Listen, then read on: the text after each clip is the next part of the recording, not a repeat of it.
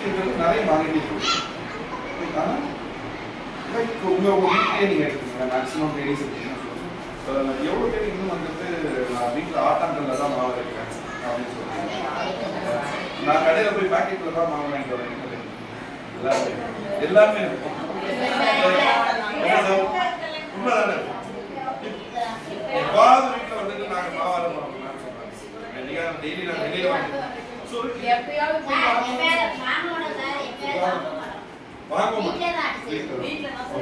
இப்போ நான் இது எதுக்கு கேட்டேன்னா, like we are not using the primitive way.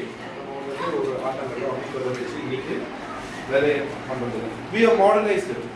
ஒரு கிரைண்டர், ஒரு வாஷிங் மிஷின், ரைட், இந்த மாதிரி we are modernized it.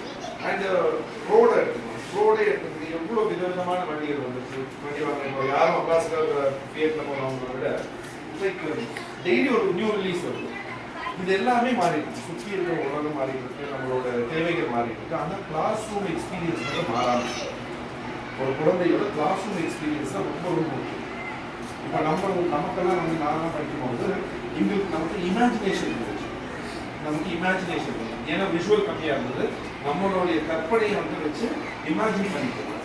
இப்போ எத்தனை பேர் பொன்னியின் செல்வன் புக்கை படிச்சிருக்கீங்க? வீக்லி வரும். அடுத்த நாள் நாங்கள் கதைக்காக வெயிட் பண்ணிடுவோம். வாரமலர்லேயே கொஞ்ச நாள் நடக்கும்போது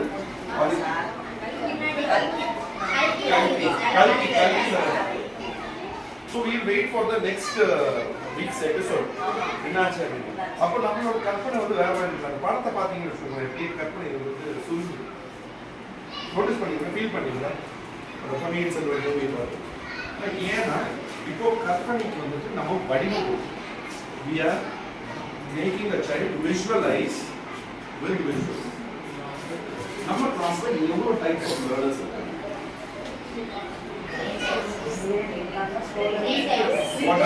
What are they? இது நல்லா படிக்கிறாங்க, மீடியமா இருக்கு, slow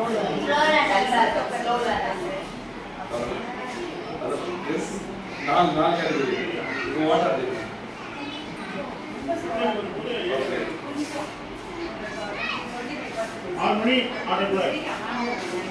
So in Tamil we would say கற்பூர மூளை, கரி மூளை, கத்தாழ மூளை. கற்பூரம்னா கரி அப்படின்னு ஊதணும், ஒரு வேலை இருக்கு. ஆனால் அந்த புஷை கொடுத்தோம்னா கத்தாழை வந்து நம்ம இதை வந்து நம்ம இந்த ஆஸ்பெக்ட் வந்து கொஞ்சம் மாறி, இந்த ஆஸ்பெக்ட் வந்துட்டு நம்ம ரொம்ப வருஷமாக சொல்லி இந்த ஆஸ்பெக்ட் வந்து கொஞ்சம் மாறி இந்த சில்ட்ரனை இந்த கேட்டகரிஸ்ல பார்க்கணும். எவ்வளோ பேர் பிஎட் படிச்சிருக்கீங்க? எல்லாருமே BEd.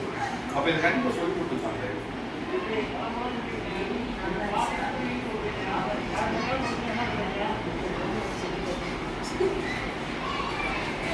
So now I want to remind you, sir, go to the full video.